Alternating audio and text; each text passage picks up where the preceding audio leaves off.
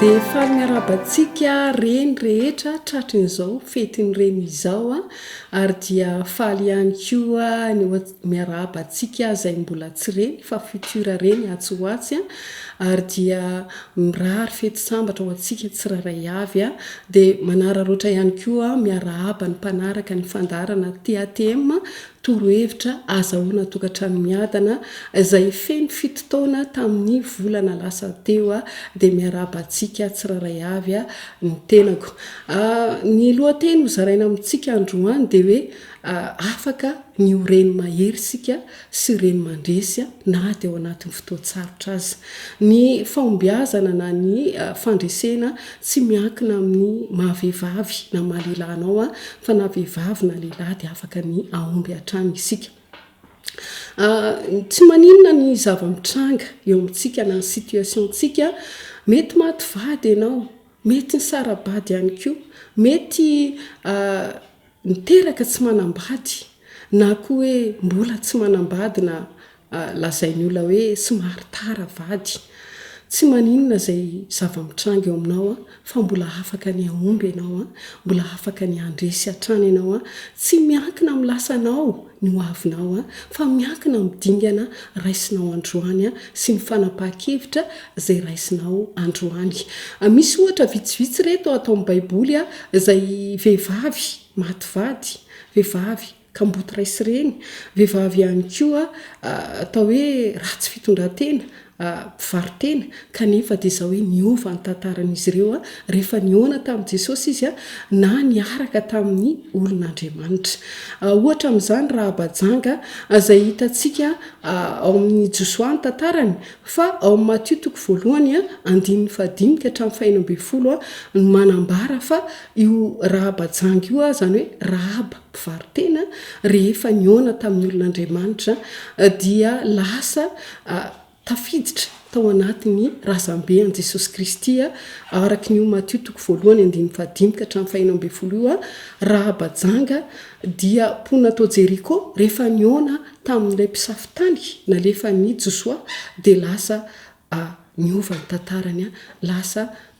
ao anatin'ny razambean'i Jesosy Kristy izany Rahabajanga izany ohatra izay koa Rota ao amin'ny Rota toko voalohany 1 ka hatramin'ny 17 i Rota dia vehivavy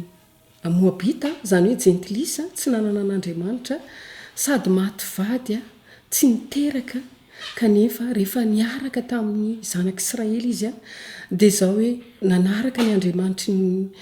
Israely dia izao hoe niova ny tantarany lasa nanambady amin'ny Boazy izy lehilahy mpanompon'Andriamanitra sady mpanan-karena ny azy ary niteraka ary dia tafiditra tao anatin'ny razambean'i Jesosy ihany koa izy nefa vehivavy jentilisa izany no lazaiko hoe afaka hiova ny tantaranao rehefa miona amin'i Jesosy Kristy ohatra izay koa Estera ao amin'ny Estera toko 2:7 dia izao hoe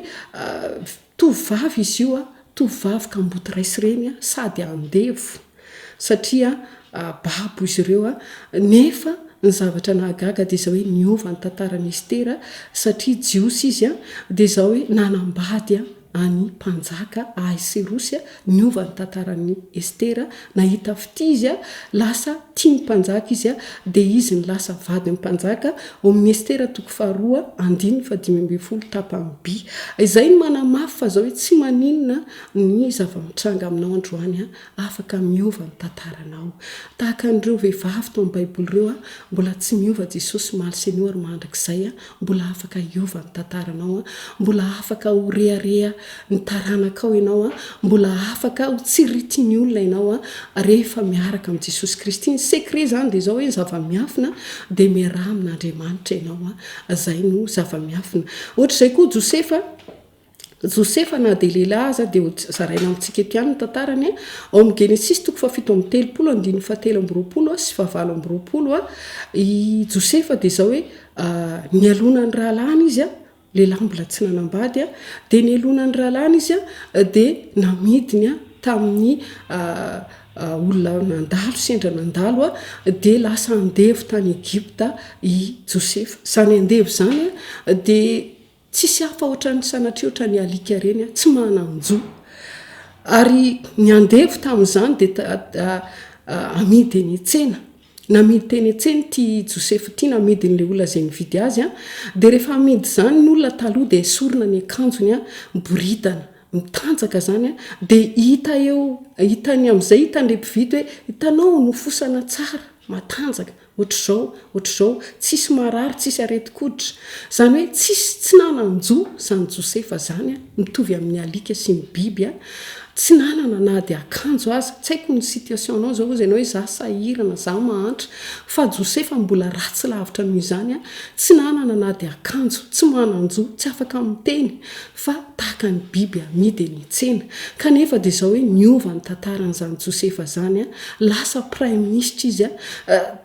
andevo aloha izy a dia avy eo lasa nigatra indray a dia avy eo a nivain'Andriamanitra ny tantarany a satria olon'Andriamanitra Josefa nanana an' Jesosy Kristy izy a nanana an'Andriamanitra izy a dia zao hoe lasa prime ministre izy a nanapaka ny tany Egipta ray manontolo tadio fa vahiny izy tany Egipta kanefa dia lasa nanapaka ny Egipta ray manontolo afaka hiova koa ny tantaranao tahaka ny Josefa ny zava-miafy ny Josefa dia zao hoe ny zava-miafiny dia zao hoe niaraka tamin'Andriamanitra izy ka ho antsika tsiraray avy a ny zavatra lehibe tsy hoe inona ny anananao androany tsy hoe inona ny asanao androany tsy hoe manan-karena venao na hoe mahantra venao fa ny zava-dehibe a dia hoe iza ny miaraka aminao zay nao ampahomby antsika na dia ao anatin'ny fotoatsarotra aza tao anaty fotoatsarotra Josefa sady andevo avy eo mbola lasa gatra nefa any amin'ny tanin'olona tsy manan-kavana tsy mahalala n'izaniza tsy manana na ariary tsy manana compte any amin'ny banky tsy nanana diplôma ihany koa kanefa dia zao hoe niaraka tamin'Andriamanitra izy natahotra an'Andriamanitra Josefa niova ny tantarany a lasa prime ministre izy ka ny zava-dehibe androany dia zao hoe vehivavy tsy hoe vehivavy venao za lehilahy venao manambady venao manan-karena venao fa hoe iza ny miaraka aminao ataovy azo antoka hoe miaraka aminao Jesosy a dia tsy maintsy tafavoaka ianao a na inona zava-mitranga eo amin'ny fiainanao tahaka ny Josefa ihany koa ary eto a dia manome fanantenananao hoe mino aho fa tsy ratsy lavitra no Josefa ny zava-mitranga aminao kanefa Josefa aza dia nahomby a azo antoka fa ahomby koa ianao a fa zao ataovy a azo antoka fa manana an Jesosy Kristy ianao indraindray tsika dia voafandrika ohatra hoe mivadiko manan-karena mivadiko tiana zay zao zay taranaka izao ny asako ohatr'izao reny rehetra reny dia voafetra reny dia miovaova fa Jesosy Kristy ihany tsy miova maly Seigneur ary mandrakizay araka ny Hebreo 13:15 ary Andriamanitra ihany no alpha sy omega izy no fiandohana sy fiafarana izy ilay tsy miova ao amin'ny Apokalipsy 12:17 Andriamanitra ihany tsy miova maly Seigneur mandrakizay ka Andriamanitra mila itsika na inona zava-mitranga aminao dia mietehera amin'Andriamanitra aza mietehitra amin'ny asanao aza mietehitra amin'ny vadinao aza mietehitra amin'ny asany arabolanao na fanananao reny dia mety miova fa Jesosy tsy miova maly Seigneur mandrakizay mietehera amin'Andriamanitra eo anatin'izao krizy mondial izao ao anatin'ny zavatsarotra Andriamanitra afaka antsika mila n'Andriamanitra isika Andriamanitra manavaka ny zanany ka isika rehetra dia mila n'Andriamanitra araka izany rehetra izany ho an'ireny manokana satria fetin'ireny moa isika androany dia hitodika amin'ireny manokana ny reny no matetika akaiky ny zanaka ary ny reny matetika no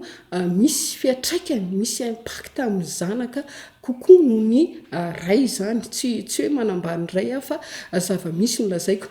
jerentsika ao amin'ny Lioka 2:2-7 ahitantsika ny tantara Maria raha nitaizan'i Josefy Maria dia izy hoe ary Maria izy nitahiry an'izany tao am-pony ny reny zany ohatrany hoe mieritreritra bebe kokoa angamba ny zanaka noho ny ray mahavehivavy azy angambany ao amin'ny Mpanjaka faharoa 7:22 Mpanjaka faharoa 7:20 vakitsika vetivety Mpanjaka faharoa 7:20 dia ny andiny ny faharoa dozy ny ten'andriamanitra 5 taona izy fony ny vaonanjaka ary nanjaka 7 taona tany Jerosalema izy ary ny anaran'ny reniny dia Aby zanakavaviny Zakaria 17 ary nanao izay mahitsy eo mason'i Jehovah izy tahaka izay rehetra nataony Davida rainy. Ohatr'izay koa amin'ny tantara faharoa toko 5 tantara faharoa toko 5 dia ny andiny ny voalohany vitsivitsy ihany ngamba novakitsika ozy ny ten'andriamanitra hoe 5 taona Amazia fony izy vao nanjaka ary 7 taona nanjakany tany Jerosalema ary ny anaran'ny reniny dia Joadana avy any Jerosalema. Maromaro feno ny baiboly tsy maintsy voatonona tao ny anaran'ny reniny le mpanjaka satria nahoana miankina amin'ny fitaizan'ny reniny azy ny toetran'le mpanjaka. Nisy mpanjaka avy eo lasa nanao ratsy lasa nanao mpisampy fa nisy mpanjaka avy eo lasa natahotra an'Andriamanitra nanao izay mahitsy teo mason'Andriamanitra satria izay ny taizan'ny reniny azy. Ny tenenina foana ny anaran'ny reniny mpanjaka ao amin'ny baiboly amin'ny testamenta taloha satria ny reny zany misy fiantraikany amin'ny zanaka. Ohatr'izay koa amin'ny Genesis 17:1 na dia hoe negatifa na hoe zavatra ratsy ny andraisantsika azy misy lafiny tsara ihany i Rebeka vadiny Rebeka izay vadiny Isaka niteraka ny Jakoba sy Esau dia zao noho ny fitiavany Rebeka ny Jakoba dia nitorony hevitry Jakoba dia lasa ny Jakoba ny fisokiana na ny tso-dranony Isaka rainy. Hitanao misy fiantraikany eo amin'ny zanaka zany le reny misy fiantraikany. Dia ity misy ohatra anankiray Thomas Edison amin'izao androntsika zao zay manko to amin'ny baiboly daholo izay niresahana zay Thomas Edison dia zao hoe nianatra izy tany am-pianarana rehefa ny mamany nianatra dia navery ny roan'ny sekoly zany ny roan'ny sekoly no tateoriana hoe misy problème mental ny zanaka ao tsy afaka ho raisina hianatra intsony fa ohatrany hoe dondrona zany dia nalahelo ny reniny dia nampianarin'ny reniny tao an-trano Thomas Edison dia tsika rehetra mahalala fa lasa scientiste zany Thomas Edison zany scientiste malaza namorona ny ampoule lasa nanao invention be dia be izy nasa le nataony fianarana hoe dondrona na mpianarin'ny reniny dia lasa olona manam-pahaizana misy fiantraikany tamin'izao taranaka izao ka ny reny zany dia misy fiantraikany eo amin'ny zanaka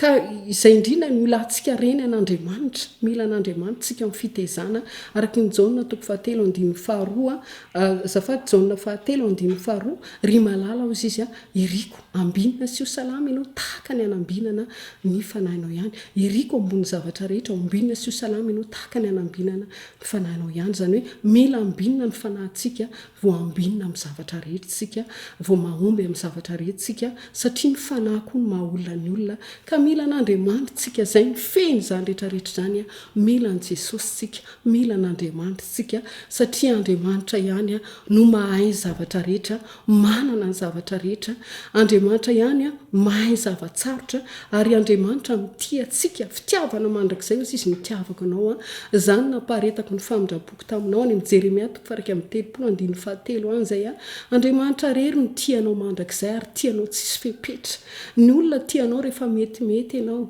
na ny vadinao aza tianao rehefa metimety ianao ny havanao fa Andriamanitra tsy tahaka izany fa Andriamanitra ozy izy araky ny Jaona 7:5 ozy fa toy izao nitiavan'Andriamanitra izao tontolo izao nomeny zanalahy tokana mba tsy ho very izay rehetra mino azy. Any amin'ny teny hafa moa izy dia hoe tiavin'Andriamanitra indrindra izao tontolo izao izy dia nomeny ny zanalahy tokana mba tsy ho very izay rehetra mino azy. Zany hoe fony mbola mpanoty atsika na tsara toetra tsika na ratsy toetra tsika dia tiatsika foana Andriamanitra tiatsika foana Andriamanitra ary dia pirofony izay fitiavana izay ny olona tia moa dia misy pirofy hoe manome mamperitreritra atsika raha ohatra hoe misy olona tia milaza fa tianao ka mbola tsy nanome nininanao mihitsy dia mieritrereta ianao fa Andriamanitra tiatsika dia nomeny ny zanalahy tokana tsy hoe nananjanaka be dia be izy fa tokana nomeny dia nomeny mba ho faty hamonjy atsika teo amin'ny hazo fijaliana. Nomeny Jesosy Kristy ho faty hamonjy atsika teo amin'ny hazo fijaliana. Ao amin'ny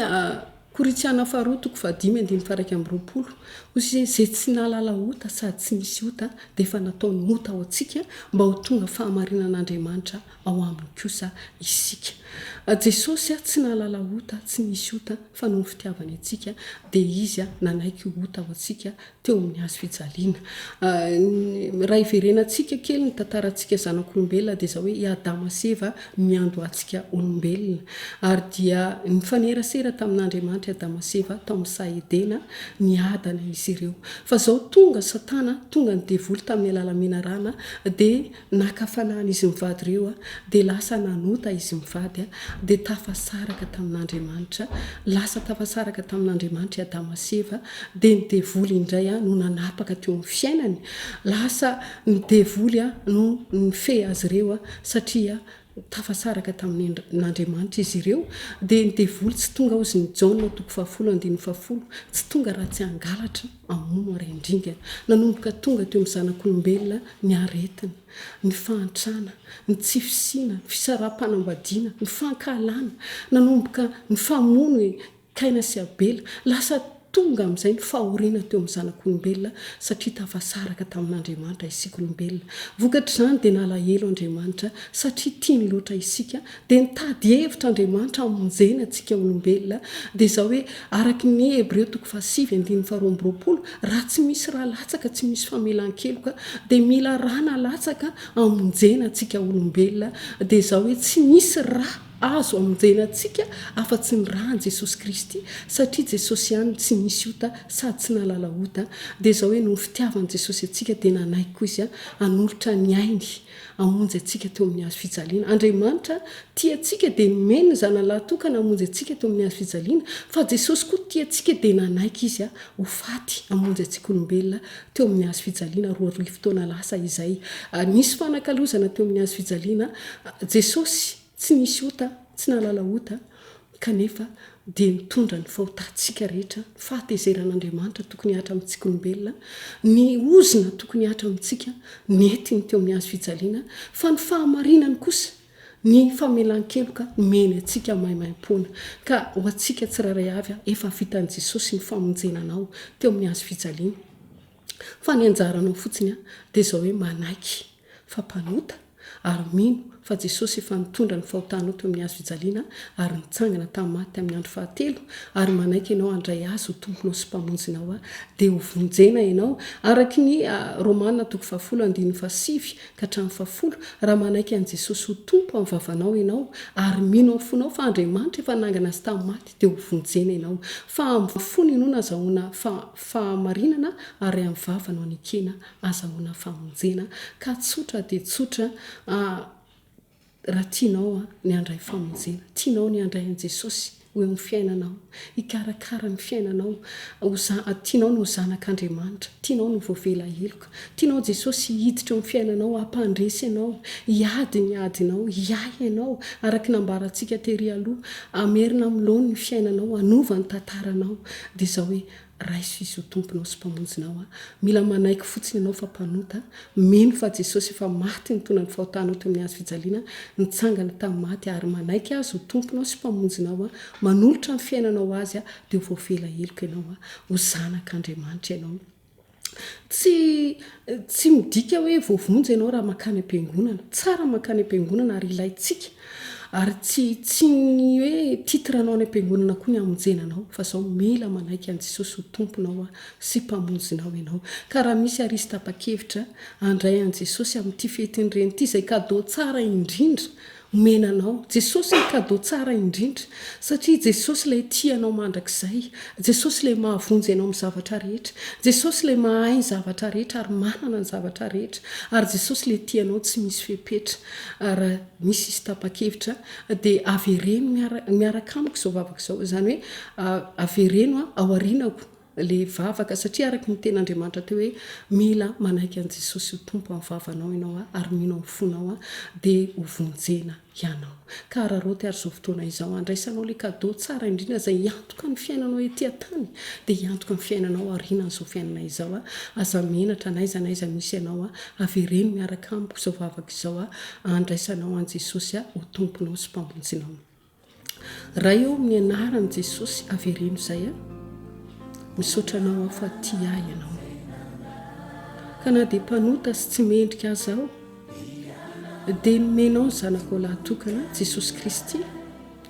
ho faty hamonjy ahy teo amin'ny hazo fijaliana. Misaotra jesosy ho fa ti ahako ianao ka na dia tsy nanota azy ianao no ny fitiavanao ahy dia nanaiky ho faty hamonjy ahy teo amin'ny hazo fijaliana ianao. Nalatsaka ny ranao famelana ny eloko rehetra. Maty ianao ary nalevina nitsangana tamin'ny maty tamin'ny andro fahatelo. Raisiko ianao jesosy ho tompo sy mpamonjy ny tenako manokana manomboka androany. Diovy amin'ny ranao jesosy io zanak'Andriamanitra nateraka indray ovay ny fiainako jesosy io raiso tanana ny fiainako olomba ovao azao soraty eny ambokiny fiainana ny anarako. Misaotra jesosy io olomba ovonjy amen. Dia miarabanareo izay nandray an' jesosy ny tompo sy mpamonjy ny tenanareo manokana teo izany ny zavatra tsara indrindra amin'ny fiainantsika olombelona ary izany koa nefa ny zavatra anenenana indrindra raha toka tsy manao an'izay ianao satria overy mandrakizay. Hoantsika izay efa nateraka indray kosa izay efa manana an' jesosy dia tsotra ihany ny andresentsika ozy izy hoe raha tsy amin'ny finoana ozy izy amin'ny Hébreu 12:1 dia tsy misy azo atao azahoana sitraka amin'Andriamanitra. Tsika tsy mandeha amin'ny fahitana fa mandeha amin'ny finoana, mandehana amin'ny finoana. Mila mandeha amin'ny finoana fotsika izany hoe izay lazainy ten'Andriamanitra izay no inoantsika, izay no ataontsika, izay no inoantsika fa tsy ny zavatra misy. Mila matoky ny ten'Andriamanitsika, matoky an'Andriamanitra dia ohatr'izay koa hoe mijery an' Jesosy fa za mijery ny zava-misy. Mila mijery an' Jesosy atrantsika araky ny salamo faharoa raika amby roapolo amby zato andiny voalohany ka hatramin'ny faharoa Hébreu 12:12 andiny faharoa mijery an' Jesosy tompo ny finoantsika sy mpanefa azy fa za mijery ny zavatsarotra mijery an' Jesosy sy ny teniny ary matoky dia andresy atrantsika amin'ny anaran' Jesosy Kristy dia izay indray zany ny fampahirezana ho antsika androany tamin'ity fetin'ireny dia mirary fety sambatra ho antsika tsiraray avy ary mino fa lay Jesosy kadao tsara indrindra izy anatsara ny fiainanao ary matoky rehefa miaraka amin'ny Jesosy fa izy manana planina tsara ho antsika tsiraray avy samy tain'Andriamanitra tompo dia mirary soa fiadanan'i Jesosy ho antsika tsiraray avy mandra-piona indray amin'ny manaraka indray.